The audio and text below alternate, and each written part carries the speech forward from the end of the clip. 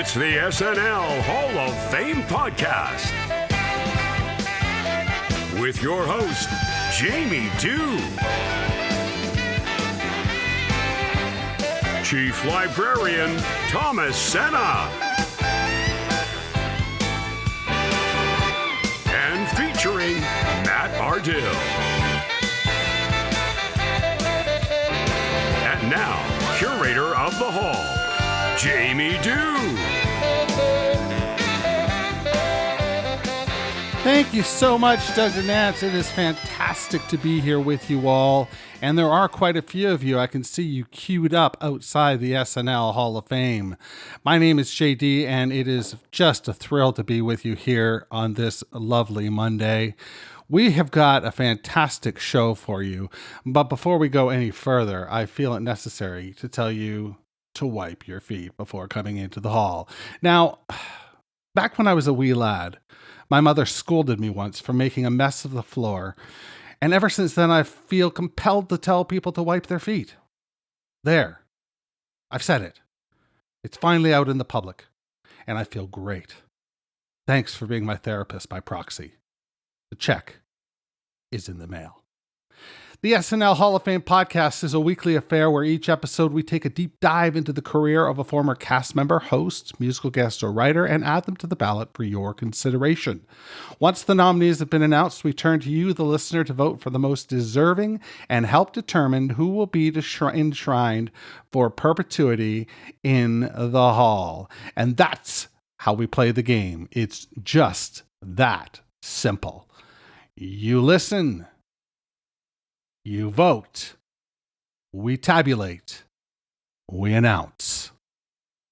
Repeat after me. You listen, you vote, we tabulate, and we announce. Speaking of announcements, our good friend Matt Ardill is standing around loafing. It looks like, hey, if you've got time enough to lean, you've got time enough to clean, young man. Hey, JD, I saw the new exhibits on the way in. I really like the Norm Macdonald hat collection that we've got going on. Turd Ferguson, Turd Ferguson hat and that big hat. It's funny. You can't go wrong with a funny hat. That's right. How are you doing? I'm excellent right now. Yeah, I'm pretty good. What have you got for us this week? I have got an awesome player of Tracy Morgan. So I'm really looking forward to sharing some facts about him. Well, let's do it. Great. Well, Tracy's 5'9", born November 10th, 1968. He has 67 acting credits, 5 producer credits, and 8 writing credits. Born in Brooklyn and raised in Marlborough Houses and Tompkins Houses in Bedford. He was actually named after a platoon mate of his father who shipped off with his dad to Vietnam, but was killed in action within days of deployment. So his dad was very close to this guy, and so that's why he got that name. He went on to marry his high school sweetheart and began his comedy career at the age of 17 by performing stand-up on street corners in New York. He had his first debut as Hustle Man on the television show Martin. So he's been working hard since he was a kid, and it shows. I mean, he lists his influences as Carol Burnett, Lucille Ball, Jackie Gleason, which I actually see the most in a lot of what he does, Martin Lawrence, Eddie Murphy, and Richard Pryor. But he learned about comedy. That is a great pedigree, huh? Yeah, that's a really good lineup. But yeah, the thing is, he says he learned his comedy first from his dad, who taught him about jonesing, which is basically roasting people. He'd put him on his lap, and they would roast people on the street.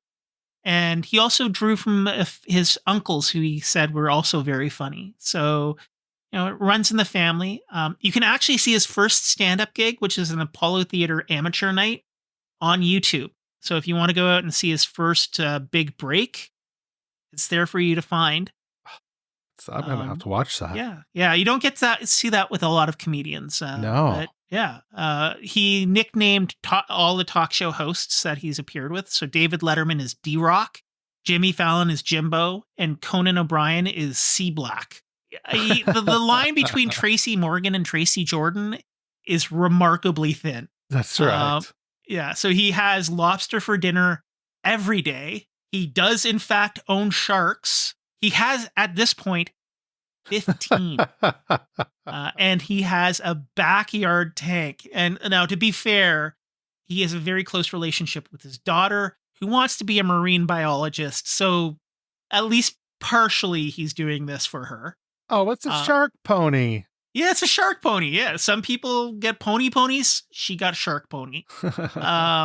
To entertain his daughter and her friends, he turns his basement into a haunted house, and he goes all out to the point every Halloween, he actually won't go into the basement because he's afraid of the haunted house that he sets up in his own house. That's spectacular. Now, when drinking, he does have a alter ego named Chico Divine that he describes as the coolest dude who would never hurt anybody. But Chico did at least piss one person off, as Prince kicked Chico out of his house following a pre-Grammy party. He got a little out of control. Now, the thing is, this actually helped turn Tracy's life around, because he got a DUI, which led to a confrontation between himself and his son. And from that point on, he's been sober. So he's wow. Yeah. So it's good for him. Yeah. But after this, he got to work with some of his comedy heroes, including Eddie Murphy when he appeared in Coming to America. That's number 2, not 2 Right. TOO or TO. Sorry, I'm misspelling basic words here. He felt that his father would be smiling down on him because that was one of his father's favorite performers. So it was a real great thing for him to do to honor his dad. That is great. What a tear-jerking end to trivia this week. Yeah, a little bit more serious and intense trivia, but it's one of those things where it's like, I was reading it and I'm like, should I leave this out because it's a little down? But it's like, it really helps explain a lot of his comedy and the character behind Tracy. I mean, I've met people who've done shows with him, and they say he's like a really sweet dude, and this is sort of where a lot of this comes from. Awesome. Well, our friend Deremy Dove is here, and he is down with Thomas right now. So let's turn it over to those two.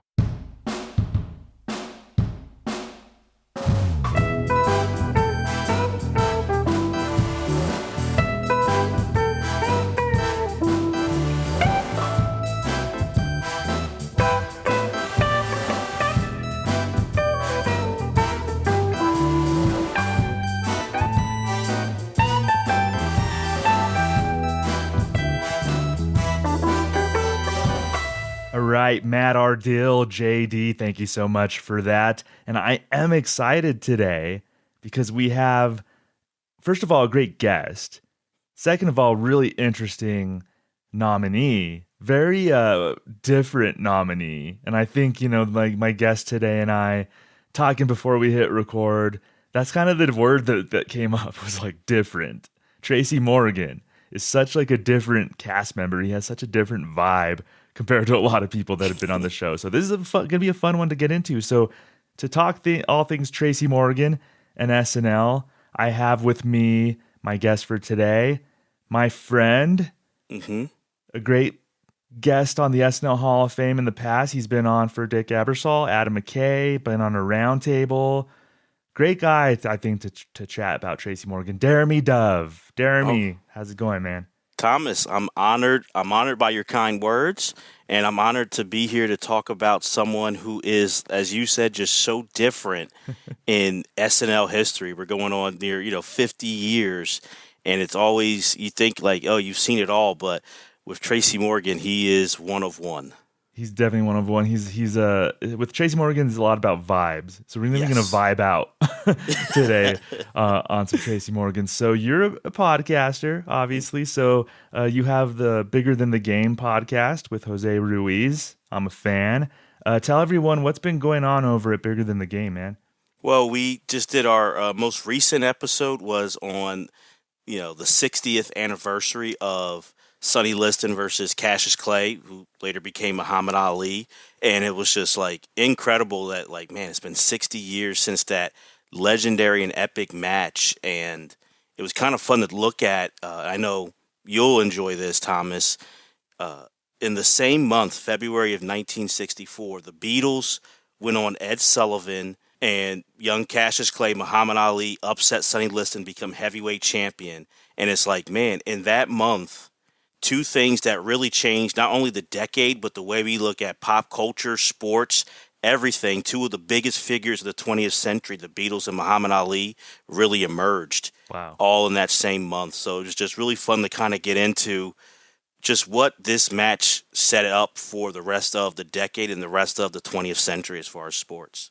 I love it. You guys talk sports history, but you break it down. You put it into that context. You talk about all the narratives surrounding the sporting event or whatever topic you're talking about at the time. You and Jose do such a great deep dive into all the topics that you cover. So I love it. Definitely love it. Go check out Bigger Than the Game with Deremy and Jose. And I'm told you have another podcast. Why don't you tell everyone about that? Yeah. So it's this show called Pop Culture 5. It's me and this guy. What's his name? I think it's Thomas Senna. Oh my gosh. That's right. We do have a podcast together. We have Deremy. a show. Yeah. I mean, who would have thought it?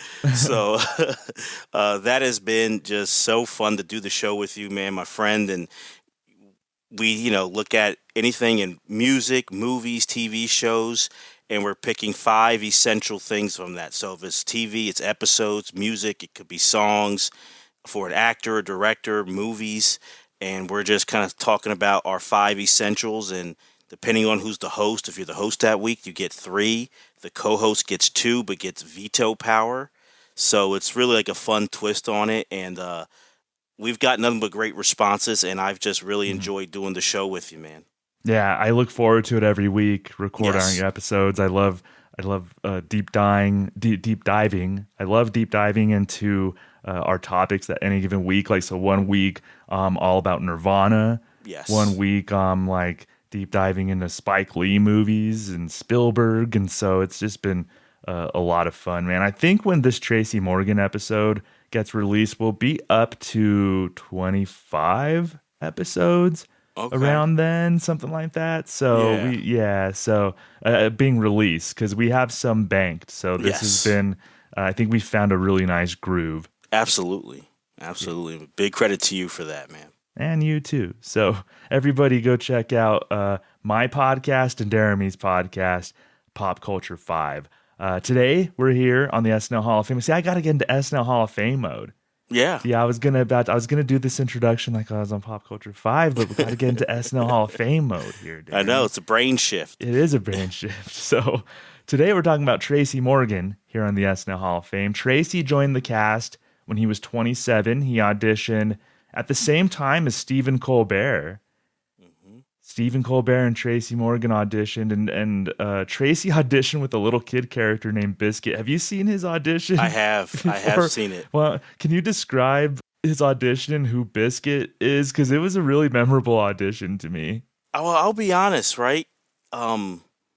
It's really weird. Like, for the whole audition, like, there's certain people, like when you watch Phil Hartman's and Will Ferrell, and to me, it's just like, oh, that's a lock. Like, that guy has to be on, or even Jimmy Fallon. For Tracy's, it was really like, I'm like, man, like, it's not that it's not funny, but it's just so different and unique. And I'm just like, I wonder what they talked about in the room once he like got done and said thank you. Like, you know what I mean? Because like you mentioned Biscuit, and Biscuit was just this, I'm probably going to struggle to describe, but like just this odd character that he kind of like had. I feel like he did it from his stand-up days. Yeah, it was like a little kid who was this kind of shy kid, but not almost a socially awkward kid. But then the premise was that he was asked to recite like a Christmas poem or something. Yeah. So it was like he was this shy kid, but like he was awkward, but would kind of say these like weird, like, I don't know, sassy kind of stuff at Right. times. Like it was just really like it was different. It was just Funny so name weird. for a character too. Yeah. Biscuit, little kid named Biscuit. That's like definitely a Tracy Morgan touch Hmm. on this. And so, like I mentioned, he and Stephen Colbert were two of the finalists. And I've heard Norm Macdonald even say, like, Norm Macdonald was part of the selection process, and he watched the all the people audition, and he even said, he's like, I just assumed that Stephen was gonna get it. Yeah. We saw both of them, and even Norm said, like, I just thought, like, oh, Stephen Colbert is gonna be a cast member, like, Right. right. But I don't know, like, his audition, Tracy's audition, won the show over. Deremy, like, so one. I mean, what do you think it was about Tracy that might have won SNL over? And like, two, like, that's quite the what if, like, between Stephen Colbert and Tracy. Yeah. Well, number one, I believe Tracy just has raw charisma and just there's some people who they're just naturally funny. It's like the guys, like the class clown when you're in school or at the lunch table, like they just are funny and they can almost like read the phone book to you and they'll crack you up. And Tracy has that. You know, a lot of times comedians, they're you know, it's an art form and it's timing and all those things. But then there's just some who break through who it's just something about them. They just make you all their mannerisms just make you laugh, and you can't pinpoint one specific thing. You're like, I like this guy and he just cracks me up. And Thomas, I don't know if this is a hot take for you or not, but when I'm thinking about Tracy Morgan and getting ready for this episode, I think this is Lorne Michaels' most unique hire. And I also think when it comes to judging how good of a talent evaluator Lorne Michaels is, I go to Tracy Morgan as number one. Yeah. Because of it's such a unique hire. Like, this shows me, like, Lorne, he thought outside the box when it comes to who he's bringing on the cast.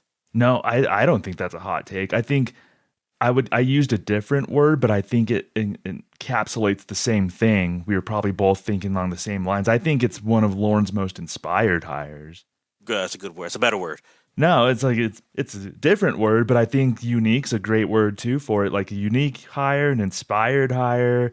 Like, I have to give Lorne and the other producers, I think Steve Higgins was probably Steve Higgins has been there forever. He's been there longer than Keenan. That's how long Steve Higgins has been there. But, so I have to think whoever was in charge, Marcy, choosing Tracy Morgan, they could have gone the easy route and chose Stephen Colbert and, you know, just plugged him in. But choosing Tracy was just like such a it was a conscious, it was a deliberate choice to choose somebody like Tracy. I'm wondering, like, if you look at the cast, like, do you think at the time that they needed somebody like Tracy, like to fill some sort of thing to add? Well, it's interesting because he came in 96, so he's not part of that 95 cast who like saved the show again with like Will Ferrell and Sherry O'Terry and everything, but he's still remembered as part of that group. Even though he came a year later, he's still kind of like grouped in with those guys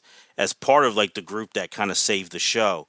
So it's interesting because that's one season kind of removed from the toughest time Lorne has really had on the show, where like the network executives were kind of breathing down his neck and being like, you got to get the show funnier, and you know, you kind of lost. And we've talked about this before. We kind of understand where they're coming from. That 94-95 season was not really that good. So I think he was looking for people to kind of had an original voice. I think you hear Lorne say that a lot when he's doing those interviews. I think he wanted people who were original and kind of got back to what SNL really is. And I think he wanted someone, to Tracy's credit, who people like to work with and was easy to work with too. And I think that's also a big thing that people don't talk about for Tracy. I'm glad you mentioned about the show's original vibe and harken back to that, because there's an element of Tracy that I think is part of the spirit of the original SNL, and that's almost that danger aspect. Yes. Like that unpredictability, and that's a good thing. And Tracy could be unpredictable, but in like a controlled way. He's still a professional. He still, it's not like he sabotaged sketches or did anything like that. Tracy was a professional, but he had this aura vibe about him that was dangerous or unpredictable. I think that did harken back to the original time. Then that was something to me. They probably wanted to shy away from that in season 21 because they had just come off of Sandler and Farley, and they were dangerous, quote unquote, and unpredictable, but it got to be a disruption on the show, I think. Right. I think they maybe consciously didn't hire somebody like that for the immediate season following Sandler and Farley and those guys, but maybe they reevaluated and like, let's get somebody who can add that danger, that unpredictability. I mean, is there something to that? Am I just being a weird SNL fan? No, I think there is. It was that tamed, like you said, it's a controlled danger. It wasn't someone that, he's off the rails and is not willing to work. And I think also he brought a confidence too, where just from Tracy's background, his upbringing, doing stand-up, I think, as well. Like, there's a difference between being an improv actor and being a stand-up comic. And I think Tracy just kind of did, not to say he's in this person's ballpark overall as far as SNL, but one thing about Eddie Murphy, when he was a part of that cast that replaced the original, the people from the first 5 years, a lot of those guys, and I understand, rightfully so, they're replacing the epic first 5 years. They were scared. They were nervous, all this pressure, the press is on them. And everyone always said Eddie just had a confidence where he didn't care. He's like, I know I'm good, I'm doing it. And I'm not saying Tracy's Eddie Murphy, but Tracy kind of always gives a confidence of, I know who I am. I don't care what you think. I'm here. I'm ready to go. And I think that's what Tracy kind of really brought. I feel like Lorne and the others kind of saw in him. He wouldn't be scared of the moment. No, I definitely agree. And Tracy was confident in the material. Like, he's like, I know this is funny. I know my inflection's funny. I know, like, I just know what's funny about this. And so I'm going to get on screen and show you. So that's such a good point. And I think another element, especially around this time, 96, when Tracy got hired, that fascinates me. It's hard to think about Tracy getting cast around this time, to me, without thinking about SNL's history, somewhat tenuous history with Black cast members. So I'm wondering, Deremy, like, can you talk about the show's history with Black cast members, like up until that point, and even like on? Yeah. It's been something. I remember when I first saw Tracy do stand-up comedy, it was after he had left SNL, but people in the crowd were yelling out, like, Brian Fellows and everything. And he made the joke that, honestly, my whole life I heard, which is like, Black people don't watch SNL except for when Eddie Murphy was on there. Right. And my whole life, people in my own family, I felt weird because me and my brother liked it, but they were like, we don't watch that except for when Eddie Murphy was on. And it was always, you saw what happened in the original cast with Garrett Morris and how, he really was neglected and just kind of stereotyped and made to just either wear drag or just play a token Black. And I think Eddie Murphy, he talked about his struggles and he had those battles too, but he was such a star and the show had no stars. So he kind of really emerged and became that guy. But then you see Damon Wayans came and he had struggles and just frustrations of being that only Black voice. And you're seeing a room filled with white people who don't understand you, not willing to really understand you because they're going to go to this performer who they either know or feel like will get their work over better. They're not sitting down trying to understand your comedic sensibility, understand your background. And, you saw that from Damon. It went to, Chris Rock had the same battles. And he really struggled there where everyone here knows Chris Rock and legendary stand-up comic. But if he wasn't who he became after SNL, no one really remembers what Chris Rock did in that time. And that's a glorious time, those early 90s of SNL. So really you look at from Eddie Murphy, by the time Tracy comes on there, Tim Meadows was on, but he, did his roles and stuff like that, but didn't really like stripe it. And I feel like now he gets a little more appreciation for his time on SNL, but I feel like he was kind of like an underrated. He could do a lot of things, but minus like, the OJ, when the OJ trial happened, I feel like that kind of helped him out. And then the Ladies Man a little bit, but never really got that shining star treatment that I think Tim Meadows should have gotten too. So I think Tracy is really an interesting, I guess, like a marker for blacks being on the show, where he still battled it too. And, I know we'll talk about that, but he kind of really set the stage to me for Keenan, for Leslie Jones, Jay Farrow. Like, he was that guy to kind of like really set the stage for seeing SNL starting to improve on that relationship with black cast members. Oh, that's really great perspective and well put. And even though we're all SNL fans, love the show, I wouldn't be doing an SNL podcast if I didn't love the show. But there's also in the show's 49-year history stuff that they need to reckon with. This is their treatment of women, their treatment of black cast members, maybe not enough representation. Yeah. Even like as a Latino myself, I always kind of look like about Latino representation as well. I mean, that's just the reality of it, and something that I know SNL about when Leslie got hired. That's something that they made a conscious effort to get a black woman onto the show, and that was almost spearheaded by Keenan, telling them like, you know what, look, like you need to hire a black woman. There's plenty of qualified black women to do a lot of these roles. You need to get one on the cast. No, and I think it was shown in the conversations. Like, you look at it when In Living Color came out in the early 90s, and just like, okay, then what are we saying here? Like, there's this show on Fox that's reaching this other demographic, and then people are kind of like, I think, kind of trying to say like, oh, there's not that whole excuse of, well, there's no one to bring on. And it's like, that was a lie. You saw from the Wayans to all these different people, it's funny that Damon Wayans, this great comedic talent, was on Saturday Night Live and was just misused, and then becomes an all-time sketch performer on In Living Color, 4 years later. Like, what's that say to you? Exactly. He was so frustrated on SNL that he sabotaged a sketch. Yeah. The Monopoly Man sketch with John Lovitz. Like, Damon just sort of sabotaged it, and he wanted out. Right, and Chris Rock leaves SNL to go to In Living Color because he's like, hey, that's where my voice will be heard. Now, he picked bad timing because it was the Wayans, they left In Living Color, so his timing was off. But the decision to me was correct, where it's like, yeah, who's going to get your voice heard and understood? It's like, not Saturday Night Live. And Chris Rock has said there were so many great comedic minds, from Jim Downey, Al Franken, different, Lorne, and great cast members, great friends of his, but still, like, he wasn't being represented and wasn't being heard there. Yeah, I think it's an important discussion, and that's why I think Tracy's one of the many reasons why Tracy's such an interesting figure to me. As far as Tracy goes, Deremy, like, how did you get introduced to him? How are you like most familiar with Tracy? Was it SNL? You mentioned his stand-up? Yeah, so he was someone I know you are too, big fan of stand-up comedy. I would see him on different things and different tapes and stuff like that. But honestly, it was Saturday Night Live where it was like, I was like, oh, that dude. 'Cause I saw him on like the Apollo doing stand-up and everything.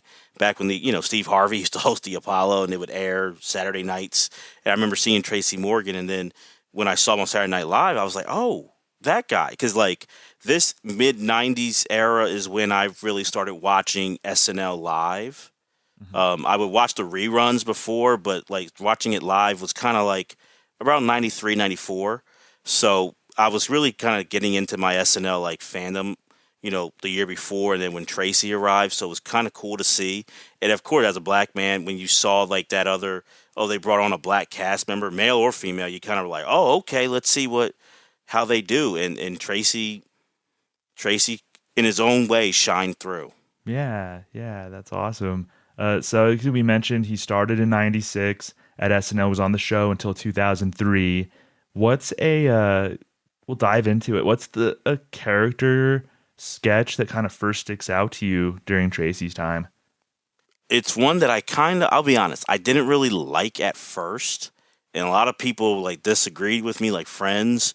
But Brian Fellows is funny. Like, I will give Brian Fellows, and I kind of thought it was like overdone and stuff like that. But as I look back on it, and I'm like, you know what, it's classic Tracy, and like just the way he does that, and just him being this safari, Brian Fellows Safari Planet, and this animal enthusiast, but doesn't have any idea about any of the animals, and always kind of got freaked out by him. And it is really, he's playing Brian Fellows, but in all honesty, it's just different forms of Tracy in all these sketches. That's really funny to me. Our first guest is like a human cactus.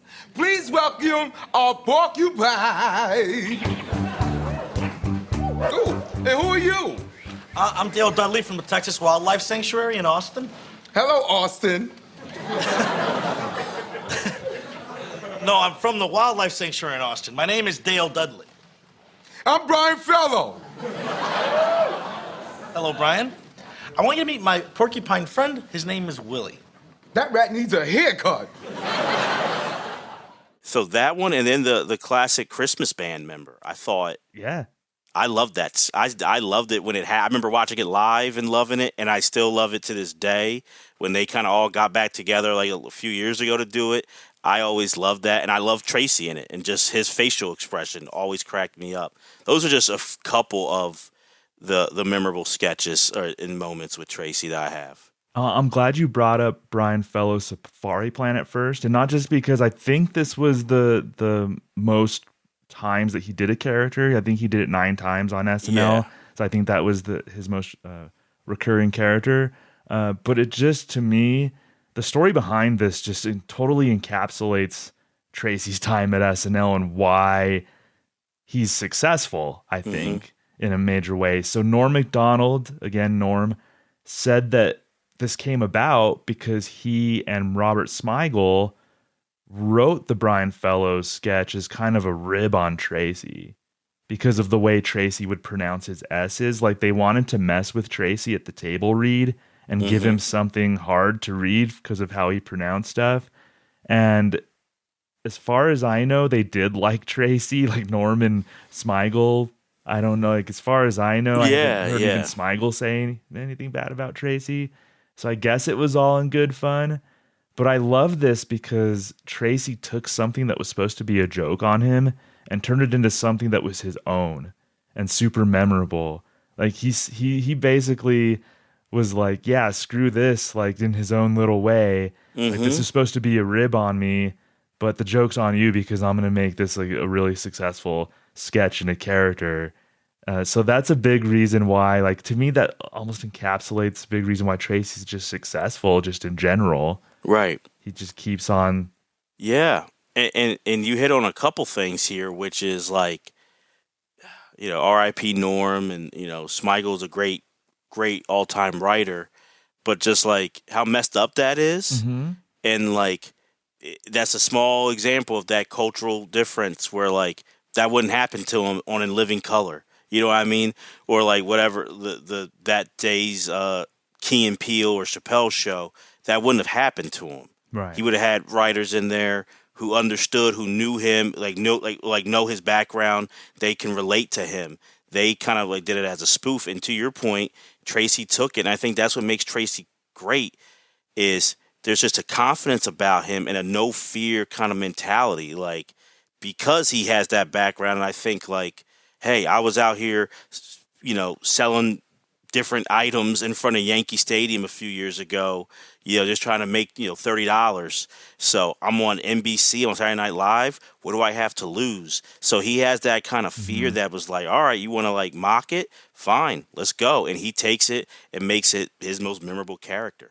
Yeah, absolutely. And the sketch itself, his delivery is so great. And I think it's the just genius part about it is Tracy does these characters and he has this delivery to where it seems like it's an accident. Like, it seems like he's not putting a lot into it, but it's by design. Like, a lot of his inflection, his timing, right, him being amped up Tracy Morgan, it's by design because he knows that that's going to get the laughs. He knows how to pull laughs from people. So with like Brian Fellows, like just how he pauses, or how he'll like somebody will say their name on the show and then how he'll pause and he'll say, well, I'm Brian Fellows. Like Tracy knows that pause and then his kind of shoulder shake, the delivery is going to pull the laugh. So it seems like he makes it look so easy and natural, but it's just by design because Tracy has that comedic mind. Like, I always was entertained by the Brian Fellow Safari Planet because of that. No, and to me, like you said, it was by design as that inflection, but what he did, which I feel like Chris Rock didn't do, and I think a lot of the people who were stand-ups on the show before him didn't do, is when you're not an improv person who knows how to like do that, like working with others and different characters and acting, a lot of times they say if you're on SNL as a stand-up, it's best to be on like a weekend update or have a solo thing where you're looking in camera and kind of doing your own thing, almost like you're doing stand-up. And Chris Rock didn't really figure that out. Right. But I think Tracy, when you have like, he would have a guest on, but from Brian Fellows, Astronaut Jones, different things, he kind of found his lane and kind of poked and reconstructed like improv and sketch by doing these individual characters that really highlighted his sensibility. Yeah, and with Astronaut Jones, again, like he made it look like, oh, that's just like Tracy playing himself. But he just knew like his delivery, like maybe there's danger. Like he knew how to tap into like just how to say something. That one in particular, Astronaut Jones, is almost like anti-comedy in a way. Like there's a big old theme song. Rocket, I'm taking a rocket. I'm packing my suitcase. And look out, moon, yeah, a rocket into outer space. Goodbye, human race. I'll be there soon. The sketch itself is anticlimactic. Oh, yeah. But that's like a lot of anti-comedy. And then Tracy just has to do like just a few little things. The Britney Spears Astronaut Jones is the one that I always went back to. Earthling, my name is Cragellera. I'm the queen of Orphelians. Right. A proud and peace-loving race. Right. My people have been awaiting your arrival for some time now. Hey, word. We're in desperate need of your help. Dig it. The Galaxians have besieged our cities and plundered our riches. What? They will stop at nothing until our whole civilization is blotted from the universe. Say what? You are our only hope. Right. You must help us. Dig. Or we will surely perish. We say. Right. What do you say to that brave Earthling? Well, why don't you drop out of that green jumpsuit and show me that fat ass?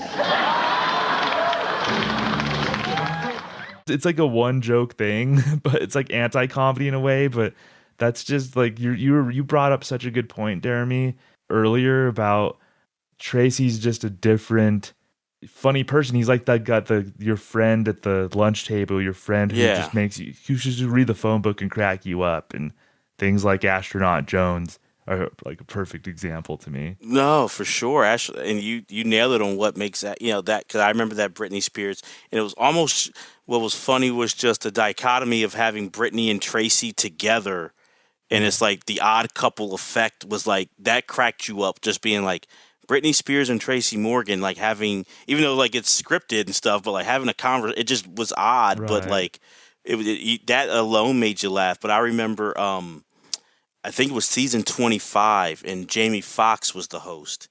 And it was a time where it was like, in between where like, Jamie's walking and Tracy's like, oh, what's up, Jamie? What's up, man? And he goes, I'm glad we got some brothers on the show. And Jamie's like, oh, yeah. Tracy's like, these writers don't understand me. They don't get me, or that dude with the white hair.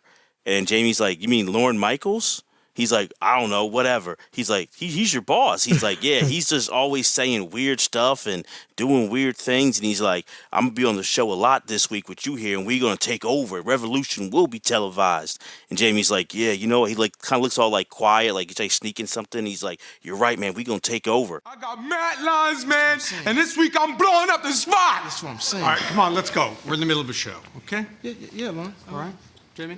Give me a soda, bitch!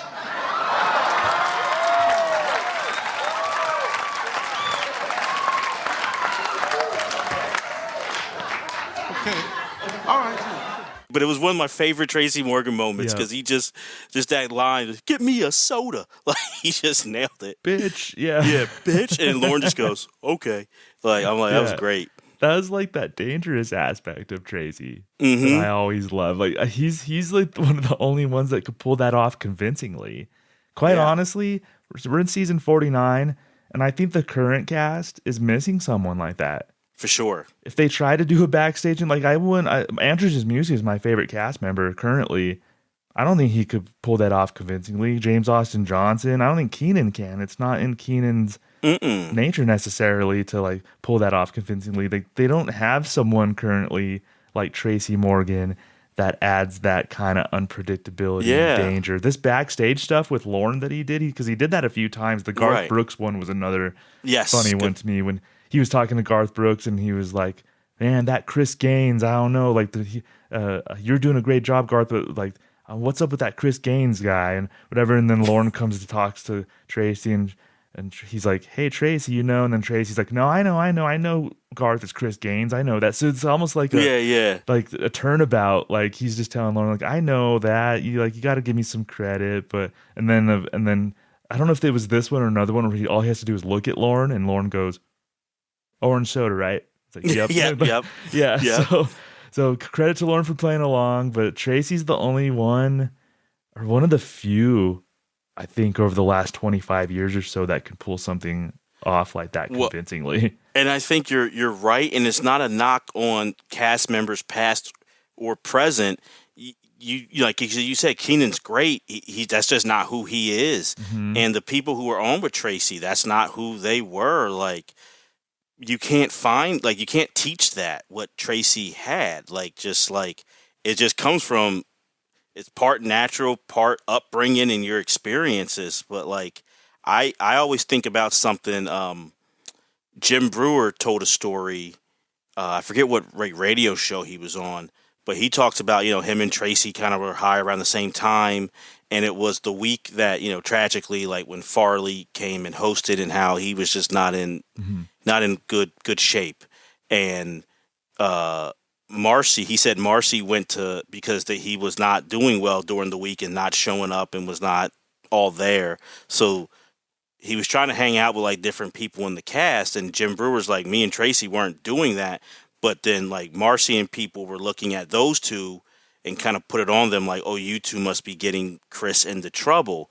And so they said Marcy went into like the office, talked to Jim and Tracy, and was like, you two need to stay away from Chris. So do all these things and like leave him alone.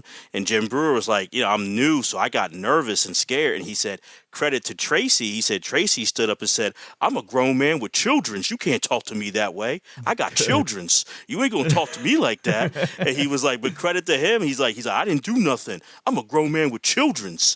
And I'm like, yeah. And Jim Brewer said it, and I'm like, right. Like, he was like, nah, new or not, you're not going to come in and accuse me of something that I didn't do and disrespect me. I'm going to stick up for myself.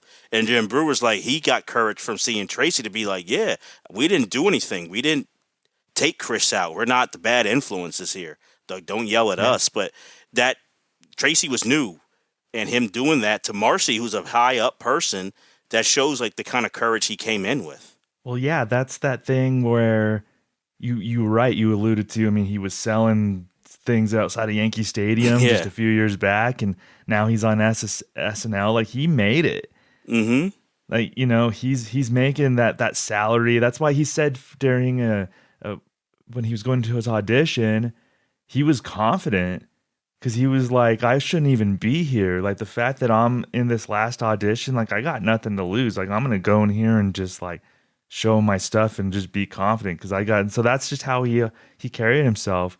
He's like, and almost like I shouldn't be here sort of way. So like, I already won. The fact that I'm in this room, I already won. So I'm not going to compromise myself and like stand down to like Marcy Klein or something, like when she comes in and tries to yell at us for something that we didn't do, especially.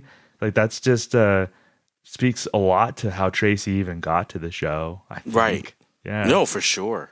For sure. It just kind of shows, especially by the time you get to the 90s and on, even before then, but that is the goal of so many improv actors, whether you're at Second City or the Groundlings or whatever, is to make it to Saturday Night Live. That's the goal.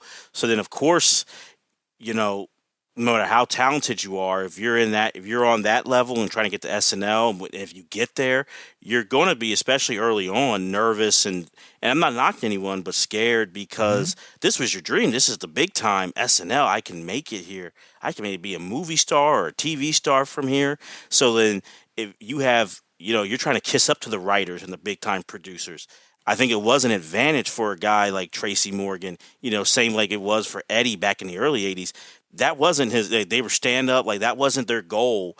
And it was just like, all right, like we know what it's like to be in front of this crowd on our own and having to make someone laugh. And when I come here, like I'm not intimidated by this stage. I made it the fact that I'm already here. I made it here. Let's go. What's the worst that could happen to me? Yeah, that speaks to why we're even talking about him right now and why he resonates as such a fan favorite. Because it's his personality. It's kind of the vibe that Tracy gives off that compel people to watch, that draw people to him. And it comes through in the sketches and his work on SNL for sure. Like I have a bunch of examples. I don't know if you remember this one. It's toward the end of, it's like his second to last season. And he and Rachel Dratch it was a one-off thing. It was a Talking to the Stars with Rachel and Tracy, and they were talking to Jon Stewart. All right, well, hosting an awards show of that caliber must be quite stressful. Y'all like to get high, right?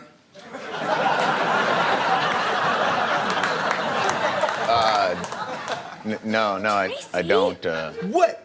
Get real, Dratch. I've been backstage at those award shows, man. The Source Awards was like Weed City, bruh.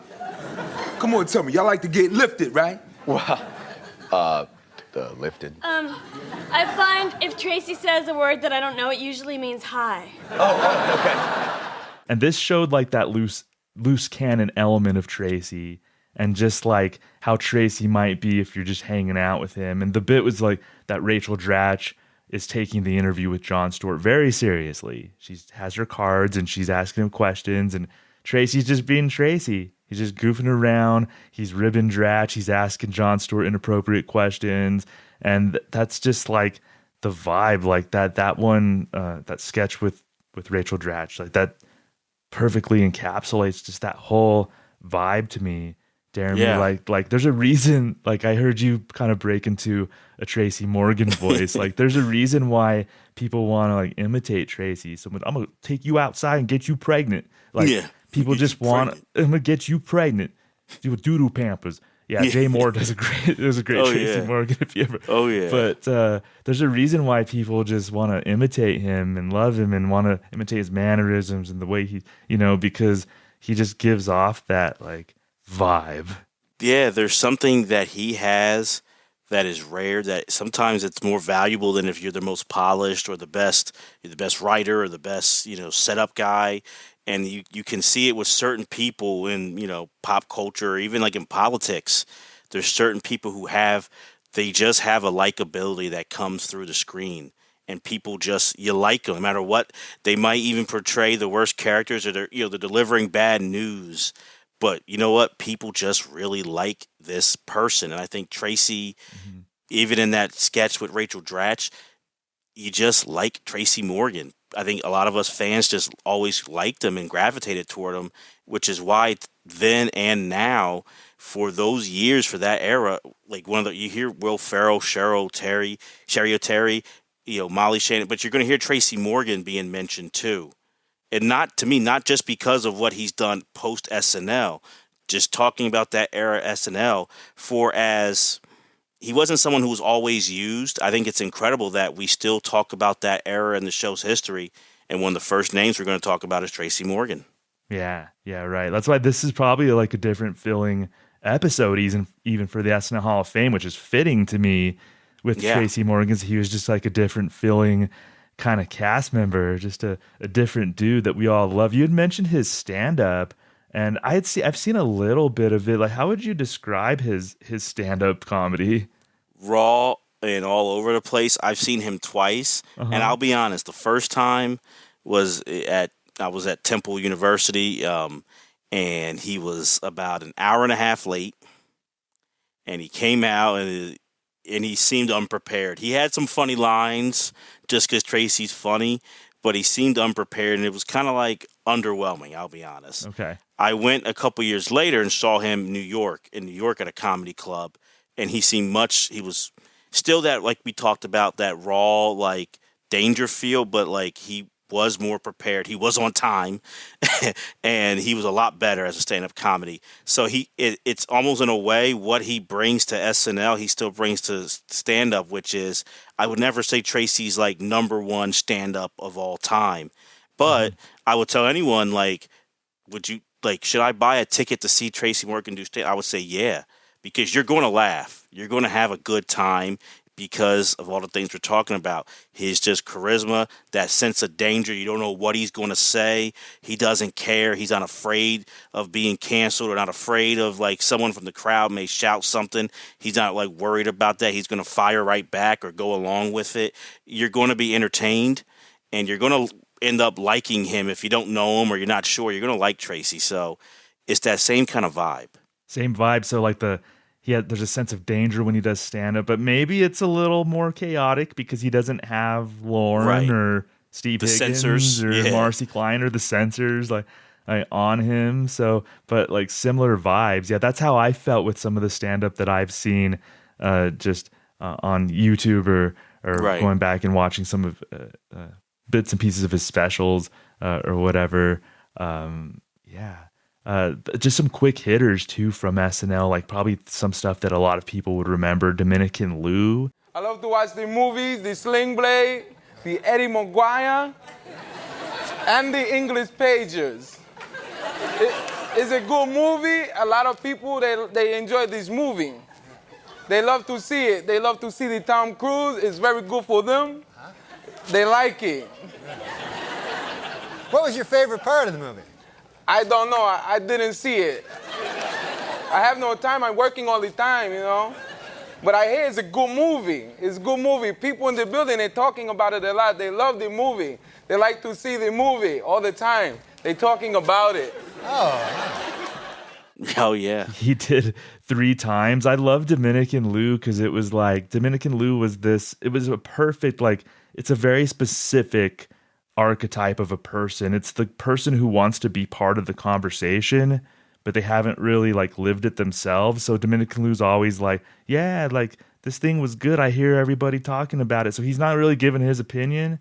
He's saying that like I heard people in the building talk about it. So it's like this person who really wants to be part of the conversation. They want to be clued in, but they don't have like the firsthand experience themselves. So they only have a certain amount of, like I said, firsthand experience to go off of. So he's always like living vicariously through others in a way, and he's fine with it.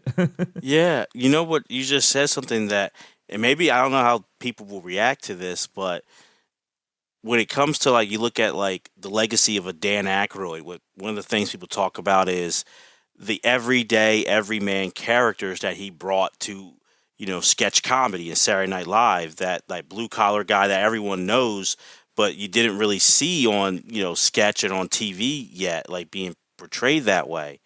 And I'm wondering, I feel like Tracy Morgan, even though he has some outrageous characters, some of his characters he kind of brought that too, where but not like his main one, not like Brian Fellows or anything, but like Dominican Lou and some other ones like that, where it's like you know that guy. Yeah. You know that guy. And it was a kind of representation you weren't really seeing on Saturday Night Live before. Oh, I think you're absolutely right. I see a little bit of that too in his Woodrow character. Yes. Obviously, it's like a heightened kind of thing, but I mean, you've come across someone like that, and I can see that, and the commonality too is like there's some heart underneath there too, because somebody like Woodrow, even Brian Fellows, like I root for him. Yeah, he's likable.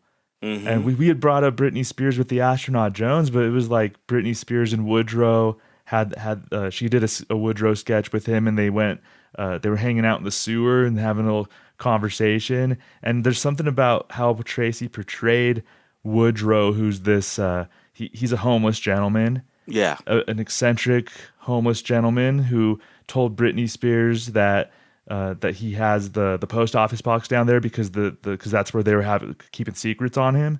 So he stole it and put it down in the sewer. Yep. So he says kind of goofy stuff like that, but there's a lot of human quality. There's a lot of humanity in a character like that. I think it's easy for Tracy to bring that humanity, I think, too. I kind of wonder because you mentioned I kind of I know that episode and I remember all the sketches, but Those I'm were two sitting different here. episodes, by the way. Yeah. Yeah. Okay, they're two different ones. Mhm. I'm wondering, do you think like Britney Spears kind of requested to be with Tracy in some sketches? You think, Maybe. or something? Because it's like Britney Spears. I mean, people still I think know like how big she is, but at that point, she's like you can make a case like the hottest star out there is Britney Spears, and Right. it's not Will Ferrell in these weird ones. It's Tracy Morgan doing these things. So I'm just like, I wonder if Britney was a fan, or it could have been the writers just thinking that's an odd couple pairing. But it's interesting. Oh, that's a good thought. So she did the Woodrow one with him in season 25 at the end of season 25, and she came back in season 27. That's where they did the Astronaut Jones. And if you rewatch the Astronaut Jones sketch, at the end when he says his famous line as Astronaut Jones. Or why don't you drop out of that green jumpsuit and show me that fat ass? When he says that, you could see Britney laugh, and I don't know, or she like smiled, and I don't know if that was supposed to happen, like the character, because she was supposed to be this robotic alien. But when Tracy says that, you see Britney crack a smile at the end, and then they go to the ending credits for the sketch. I kind of do think that Britney liked Tracy and enjoyed working with him. That's a good thought, man. That's something that's a good thing to pick up. Yeah, I was just like, because it's just not for all the people who were on SNL at the time. It's like you could have put a lot of people with Britney Spears, but it's very memorable. So yeah, I was just wondering. Yeah. Yeah, no, I love that. One of my last favorite ones is Uncle Jemima's Pure Mash Liquor. Yes. Classic. I love the concept of Aunt Jemima's husband having his own product, and he even says in the commercial, like, they asked me, like, why mash liquor, and it's like, well, sell what you know. And I know, like, so Tracy's whole delivery in this sketch was just so great, Deremy. Oh, it was classic. Now, she says that selling booze is degrading to our people. I always say that black folk ain't exactly swelling up with pride on account of you flipping flapjack. Ain't I right, Sammy? Listen, don't get me in this mess. Then she say, but why booze? I said, sell what you know, and I know about booze. Uncle Jemima's Pure Mash Liquor has a 95% alcohol content, and that's per volume. What the hell does that mean? That means you get up for less money. And that might be my low key like favorite one. Yeah. Like just great. Like you said, like just who would have thought about that? Like to everyone, Aunt Jemima, and how controversial Aunt Jemima can be looked upon. And for him to kind of go in there and do like her husband and kind of doing that, like, I get no respect and I got to sell something too here and don't forget about me feel. It was just classic Tracy Morgan. I'm like, it's a genius character, honestly. Yeah, it's great. They only did it one time. I would have loved to see Uncle Jemima pop up even more. And he has those cartoon birds around him. He's swatting at them. And then at the end, Tim Meadows calls it out. He's like, what are you swatting at? Like, he asked him. That's hilarious. I forgot. Yep, that's so good. Yeah, that's so good. That's from season 25, Uncle Jemima's Pure Mash Liquor. That was awesome. Is there anything else like from his SNL tenure? Well, I think this was after his tenure, but everyone I know is excited for the big SNL 50th celebration, and how epic the 40th was. But Tracy had that accident that his friend tragically passed away in, and a lot of people thought Tracy weren't sure if he was going to survive that accident, and Tracy was absent from SNL 40, and I know Alec Baldwin and Tina Fey he had a special little segment where they gave shout out to him. And I thought how even in the moment then and even more like now, how big that was, that a lot of times, it's sad, but those kind of things go to like the cast members or people who have passed away.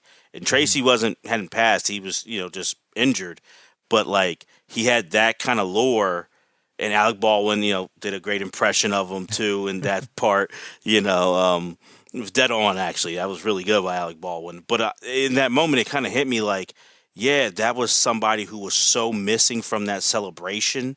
And I'm like, I wish Tracy would have been so good in that sketch or in that thing. Like, oh, but awesome. But just also like the impact that Tracy made. That for at that point, 40 years of SNL history, and he had his own little segment where people were talking about like, hey, Tracy's missed. That was huge to me, and that kind of showed me where his legacy is at. Yeah, people loved him. Of course, Alec and Tina doing that, Tracy being on 30 Rock, which was his main thing that he was known for after SNL, playing Tracy Jordan on 30 Rock. So definitely playing himself, like a heightened version. Again, a lot of this is all heightened versions of this likable Tracy Morgan that we all love. But yeah, so he was great in 30 Rock. You had mentioned the accident. Like, he didn't make a public appearance for a year. Yeah. After that crash, and he actually came back and hosted for a second time in October of 2015. So after that was a really special moment. Oh, that was so emotional. Yeah. That standing ovation he got when he came out, like then and now, I got emotional, like, because and I think he was in a weird spot where he was hurt, but he kind of got to see, in a weird way, he was getting eulogized a lot because no one really knew how he was and how will he come back? Is he going to be okay? So then I think that was just huge to see the impact he made in SNL and in pop culture, where everyone was talking about him and all the different people coming to go see him and visit him. It was just kind of like, wow. And then to see him come back to 30 Rock and be able to host it, and then the way that crowd gave him a standing ovation and the love that you could feel through the screen that he felt. It was one of the great emotional moments in SNL history. Oh yeah, talk about memorable emotional moments like that one. Sandler singing the Chris Farley song. Like, Absolutely. There's like a handful of moments like that, and I got chills when Tracy came out and got that ovation. I'm getting chills now. Yeah, just thinking about that. So I hope Tracy has a prominent role in SNL 50.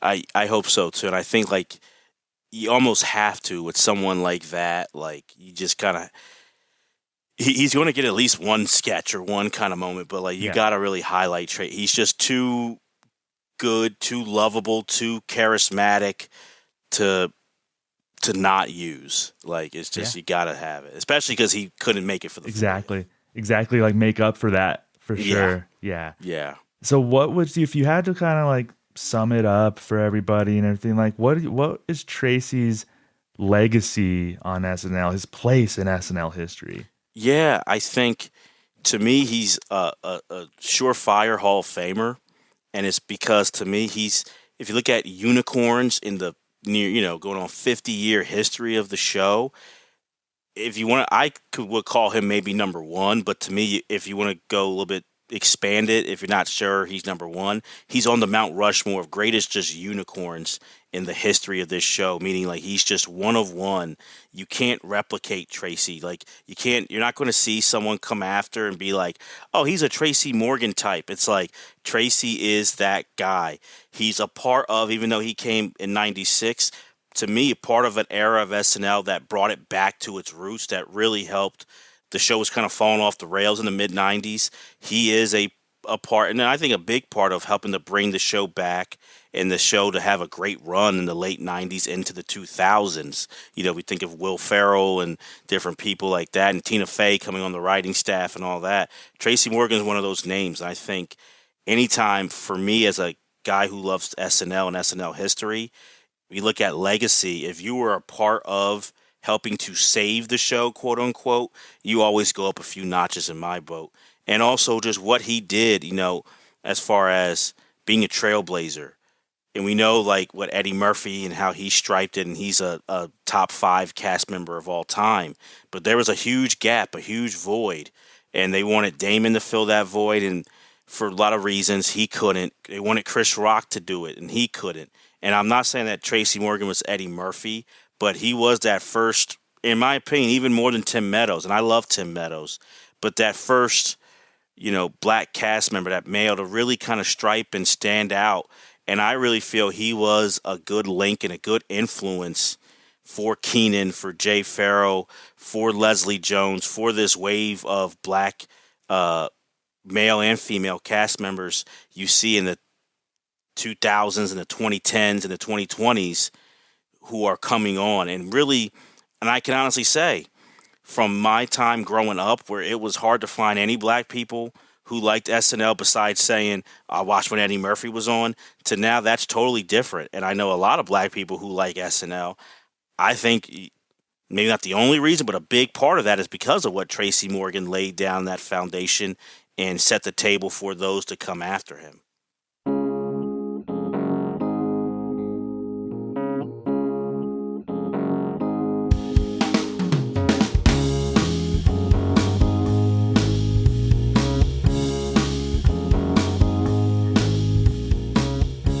So there's that really interesting take there toward the end that Deremy brought to the table with his unique lived experience.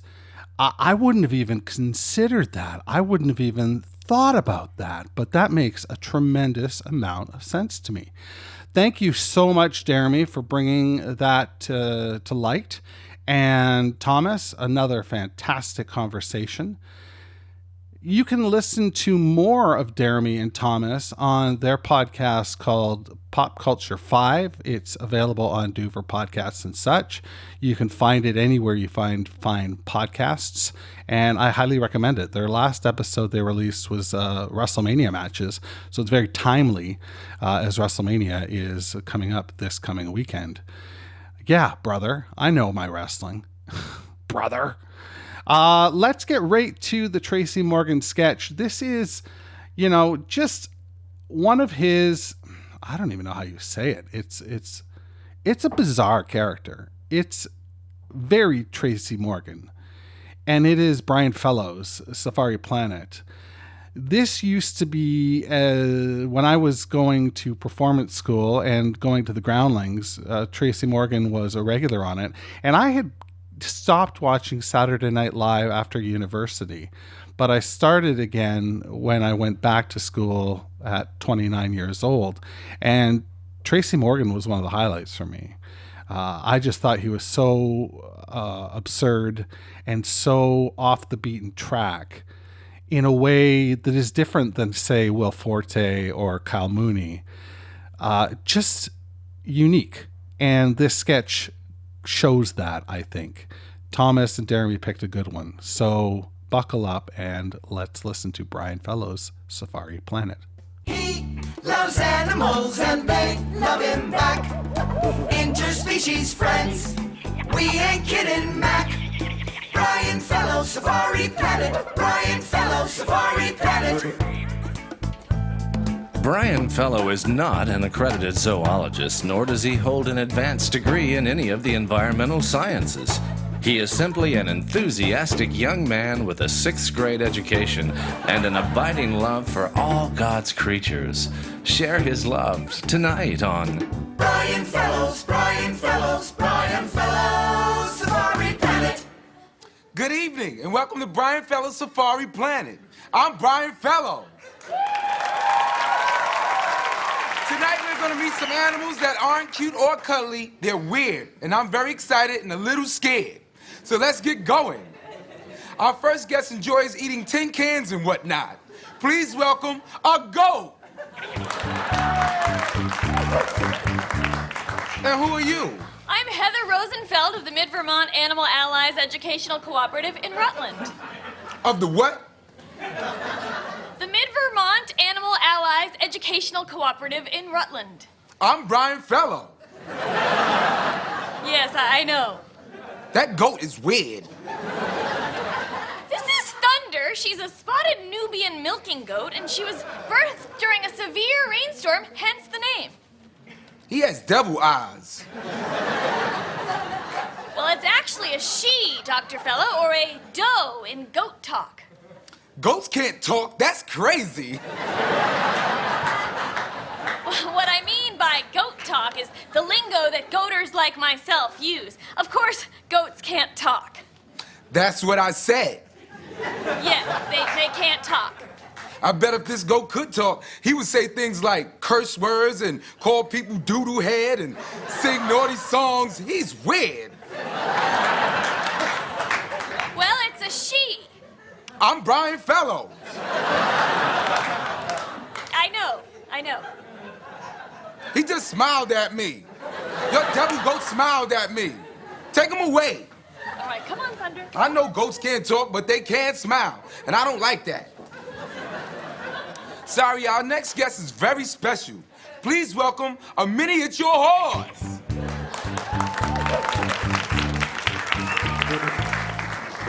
And who are you? I'm Morty Kittle from the Animal Rescue Center in Phoenix, Arizona. I'm Brian Fellows. This is Apples. She's a miniature horse, and she's one of our rescued animals. She was saved from a circus fire after a disgruntled clown set fire to some oily rags and burned down the Hoaxie Brothers' Big Top. Unfortunately, the monkeys weren't so lucky. I'm Brian Fellows.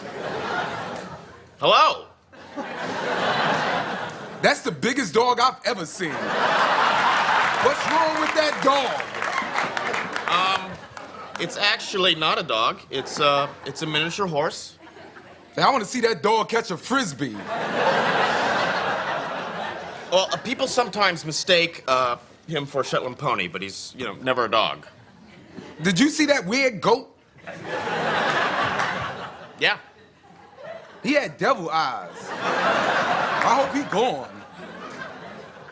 Well, as I was saying, there's an interesting difference between a Shetland pony and a miniature horse like Apples here. You think goats can't talk, don't you, Brian Fellow? That's why everyone called you a doo-doo head. Brian Fellow's a doo-doo head. Shut up! Did you just tell me to shut up? Now I was talking to that goat. What goat? I'm Brian Fellows. I know that. I'm Morty, and we're talking about my miniature horse, Apples. If that goat is still here, I'm gonna wait outside his dressing room and just kill him. That's terrible, hurting a little goat. Can I bring your dog with me to help me trick that goat? Well, that's all the time we have today. Join me next time when we're gonna meet a tree frog. That's funny, a tree frog. I'm Brian Fellows. Oh, man.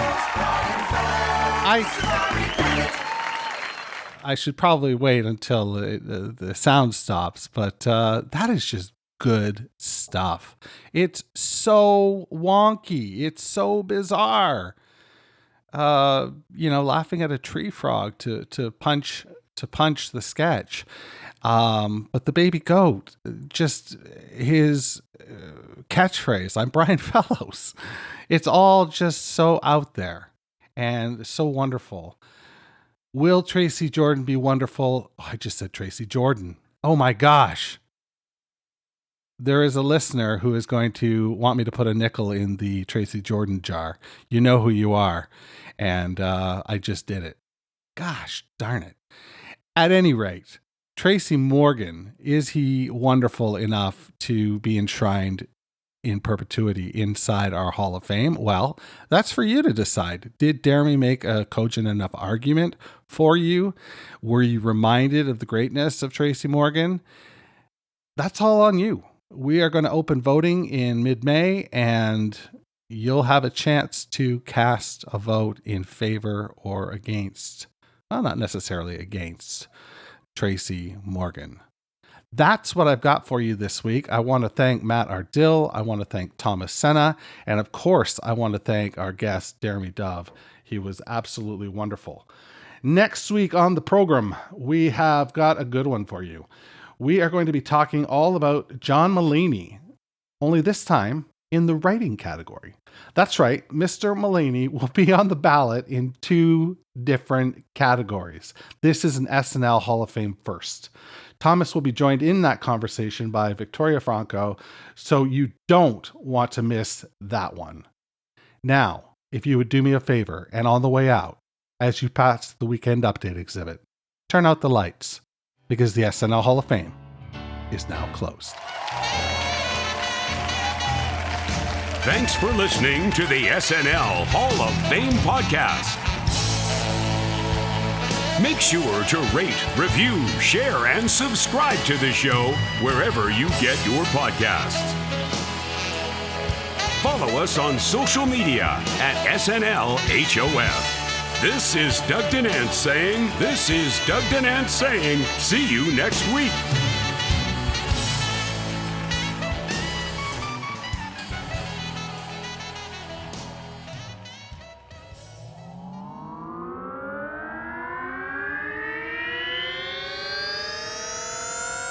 Do